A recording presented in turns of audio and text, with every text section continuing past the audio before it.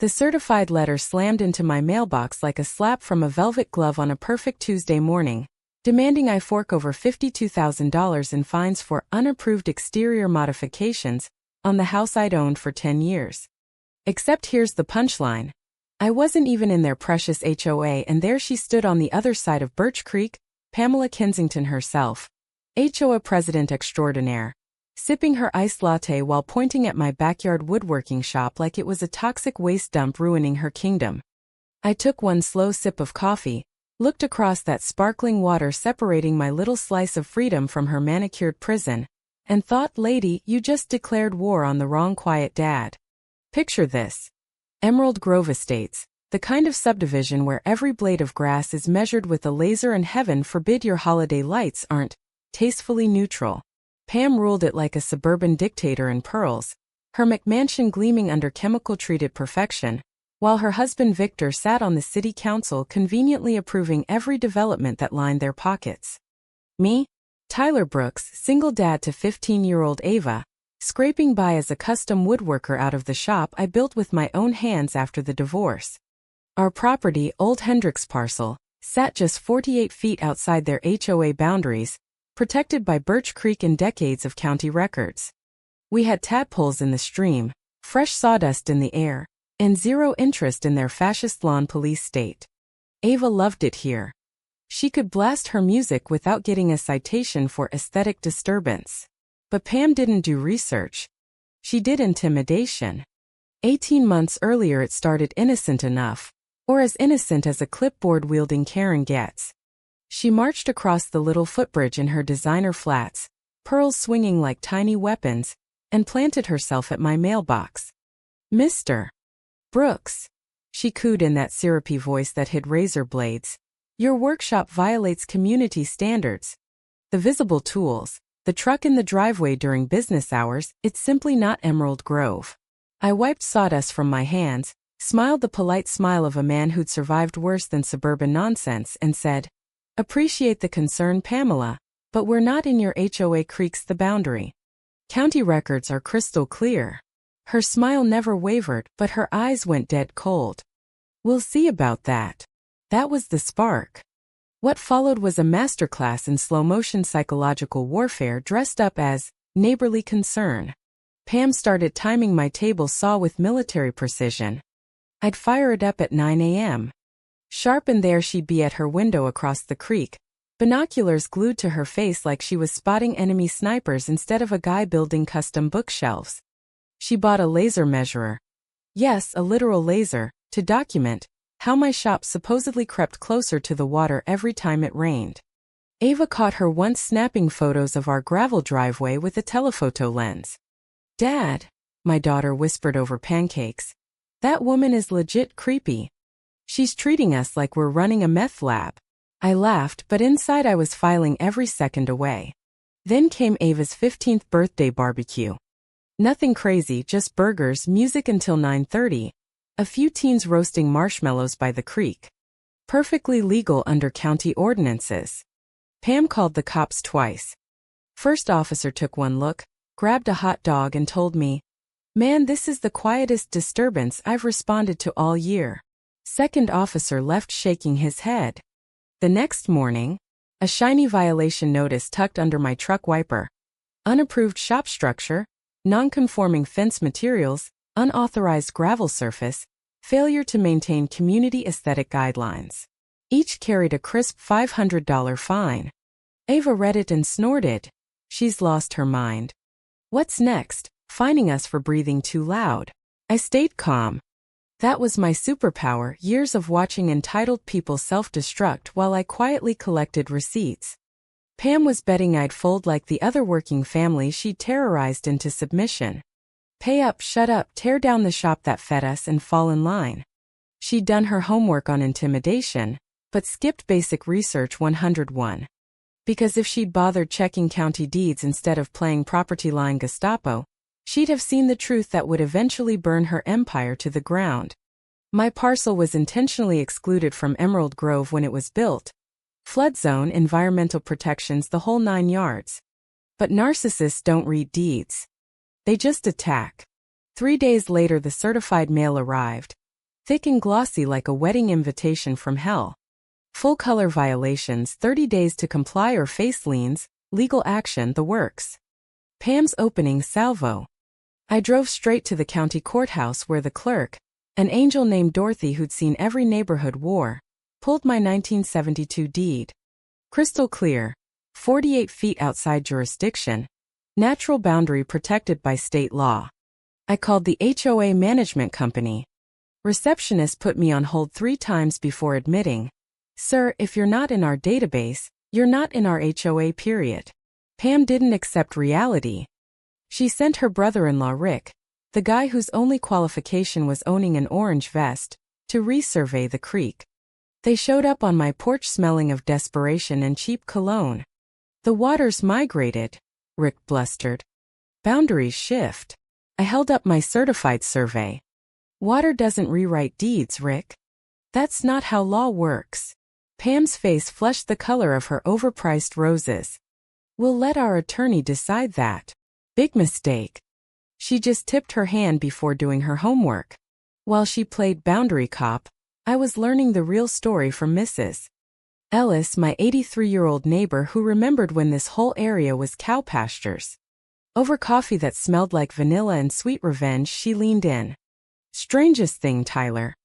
Original plans clearly excluded your parcel. Flood zone, they said.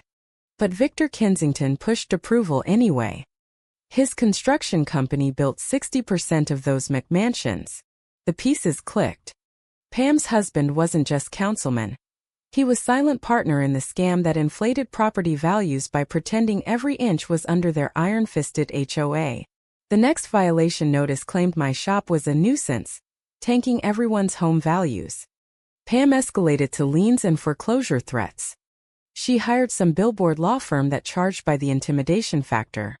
But every nasty letter, every anonymous complaint to code enforcement, every whispered campaign was building my case for me. The Kowalski family cornered me at the grocery store. "She made us spend $8,000 ripping out our kids' swing set, Mrs.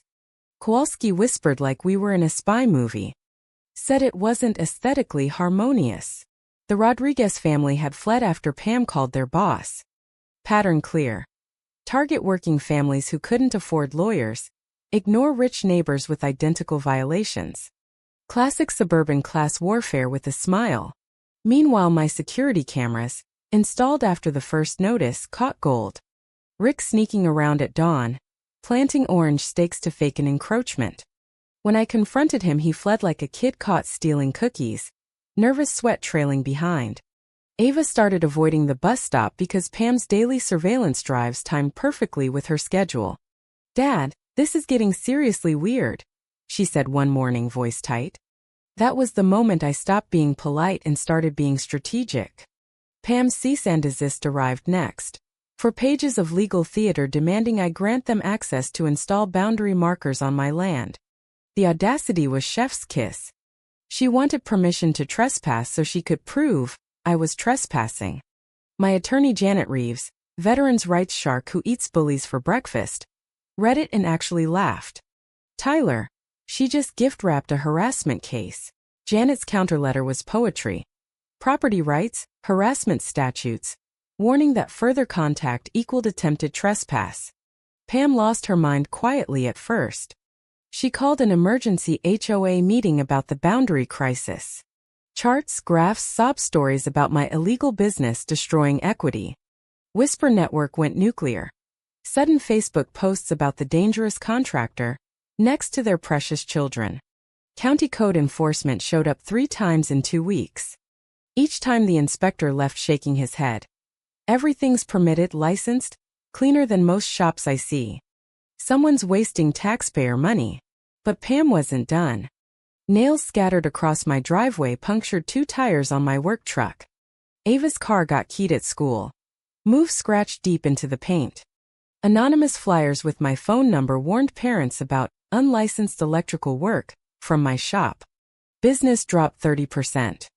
Clients bailed after concerned citizen calls. I caught Pam parked across the creek with binoculars, timing my every cut.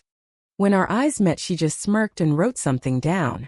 The creek kept flowing, indifferent, carrying away her credibility one paranoid move at a time. She thought she was fighting one stubborn dad. She had no idea she just handed me the rope to hang her entire fraudulent empire. Pam's nuclear option landed on a Thursday like a bad sequel nobody asked for. Sheriff's deputy at my door serving papers for a $52,000 lawsuit claiming I'd implicitly agreed to HOA membership by owning land within 5 miles of their precious subdivision. Demanded compliance injunction, enough legal fees to buy a small yacht. Sitting in Janet's office with sunlight streaming through windows that had seen 1,000 property wars, I watched my lawyer's face shift from concern to pure fury. Tyler, this woman is either delusional or running the most expensive bluff in county history. Janet dug deeper. Court records showed Pam had filed 6 previous boundary disputes. 3 families sold and ran rather than fight. The Rodriguez family lost their home to foreclosure after legal fees buried them. Pattern: identify families who couldn't afford war, manufacture violations, escalate until they broke. Wealthy neighbors mysteriously never got the same treatment for identical crimes, like a slightly tall hedge or a visible basketball hoop. While I processed the scope of her operation, Pam launched a media offensive. Local news ran a hit piece.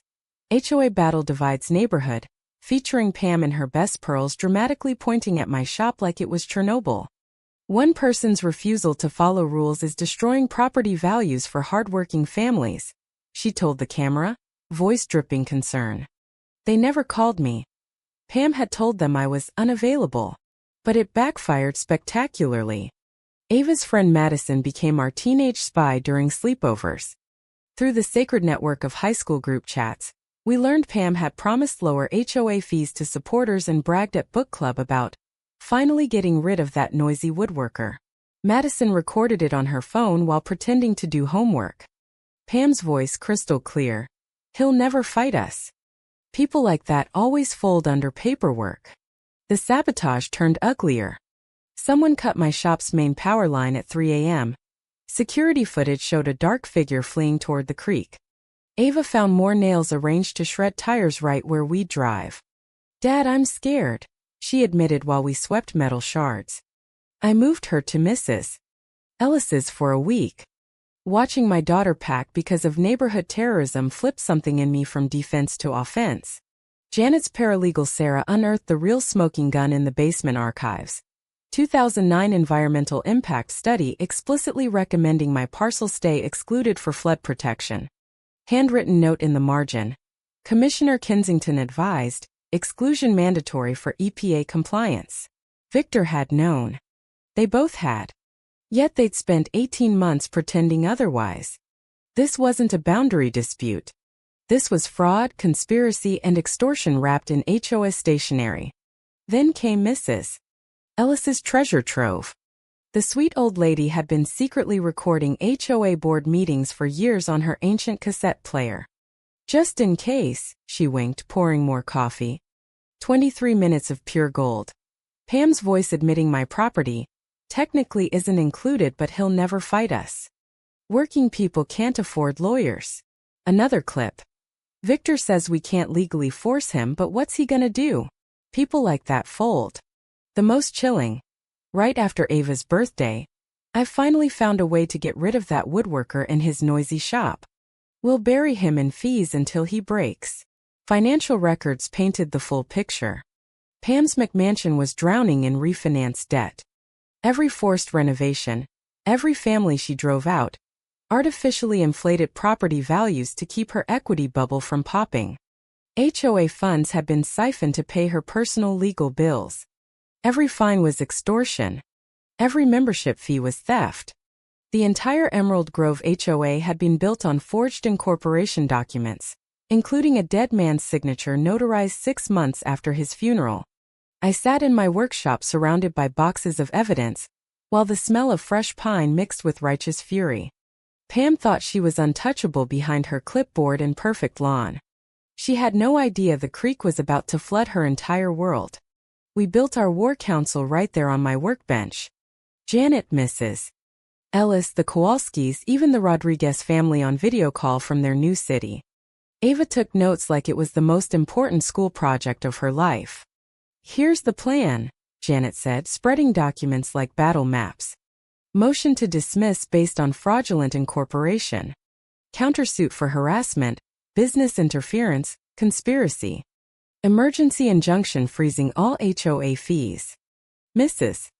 Ellis's tapes were transcribed and authenticated. Security footage of Rick planting fake stakes. Madison's book club recording. The 2009 study. Forgery analysis. Financial audits showing misappropriated funds. Behind enemy lines, Madison reported panic at the Kensington house. Victor shredding documents in the garage. Pam crying about ungrateful neighbors ganging up. I started obvious preparations for a major shop expansion, ordering lumber and concrete in quantities that screamed permanent. Permits filed legally, of course, but Pam's blood pressure must have hit the roof during her daily binocular stakeouts. Local support rolled in. Woodworkers' union offered backing. Veterans groups donated after hearing about the targeting.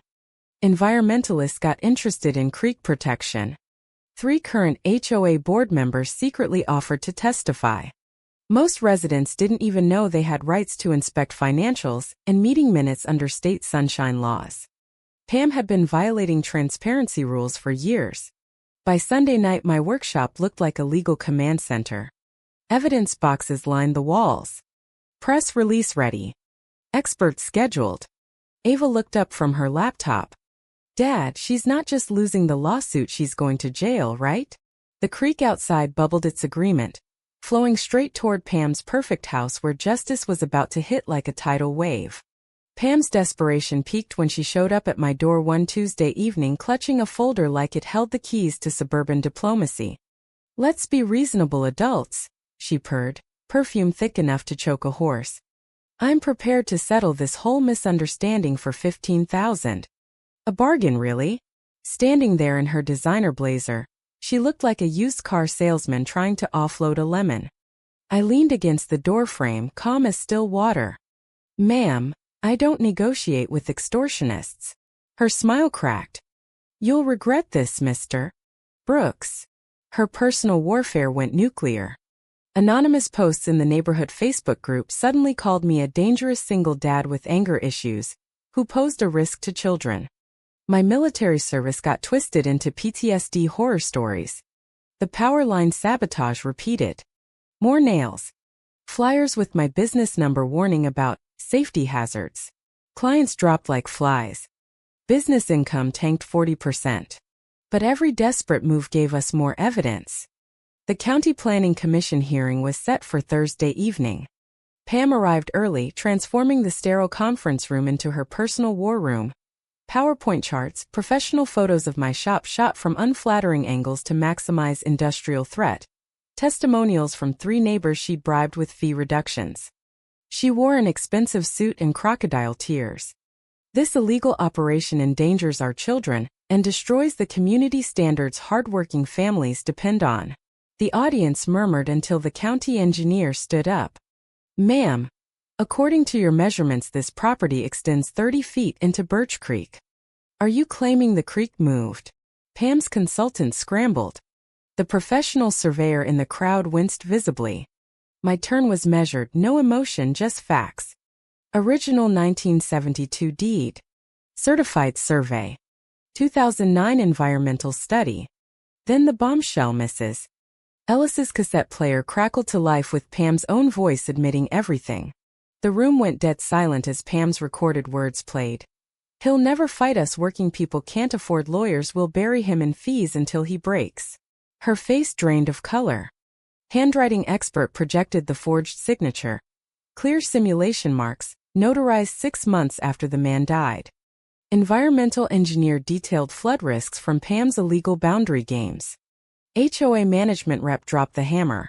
We've discovered systematic financial irregularities. We're terminating the contract immediately. Mrs.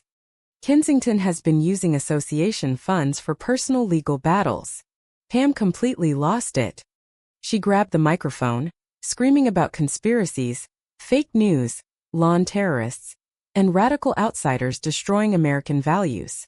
Security had to physically escort her out while she shouted threats at every neighbor. The commission's vote was unanimous and merciless. Emerald Grove HOA Incorporation declared fraudulent and void. All actions against excluded properties nullified. Criminal referrals sent to the district attorney. Environmental remediation ordered. Outside news cameras rolled. Sarah Morgan from the local paper interviewed me while Pam tried a counter-interview that devolved into incoherent ranting. The viral clip of her meltdown cemented her legacy as the neighborhood tyrant who lost her mind on live television. 6 months later, the handcuffs clicked. Pam and Victor face felony charges: fraud, conspiracy, forgery, harassment. Pam took a plea: 18 months probation, full restitution to every family she'd terrorized, community service cleaning the very creek she'd tried to weaponize, and a lifetime ban from any HOA board. Victor lost his council seat and watched his construction empire collapse. Their McMansion went into foreclosure. Last anyone saw, Pam was driving past her old kingdom in a rented sedan, never stopping. The neighborhood transformed. We reorganized as the voluntary Emerald Grove Neighbors Association with Mrs. Ellis as president. First order of business: annual Birch Creek Environmental Festival celebrating conservation instead of measuring grass with rulers. My shop became community headquarters. Smell of coffee and sawdust mixed with genuine laughter. We run charity drives, youth woodworking classes, monthly potlucks that would have given Pam an aneurysm. Ava hosts Friends Without Fear. Great blue herons return to the creek. Otters play where chemical runoff once killed everything. The ripple effects went statewide. Sarah's investigation uncovered 12 other fraudulent HOAs. New legislation, the Brooks Act, now requires independent oversight for every new association and mandatory transparency. Janet specializes in HOA fraud cases using our blueprint. Veterans groups teach our strategies in workshops called Defeating Domestic Terrorists with Clipboards. But my favorite part? Watching Ava testify at state hearings about HOA reform with the quiet confidence of someone who learned early that bullies only win when good people stay silent. We started the Free the Neighborhoods Foundation to help other victims. The creek still flows, indifferent to human drama, but now it carries the sound of kids laughing, neighbors helping neighbors, and zero rulers measuring anyone's grass. This is what community should sound like. So tell me, who was really in the wrong here? The dad quietly minding his own business on land that was never theirs, or the HOA Karen who thought rules, lies, and power gave her the right to destroy lives? Drop your thoughts below. Was Pam just protecting property values like she claimed? Or was she always the real neighborhood criminal? I read every comment. Share this if you've ever dealt with an overreaching HOA. Subscribe for more stories where patience meets payback. Because there's never a shortage of Karens who need reminding that freedom beats control every single time. See you in the next one.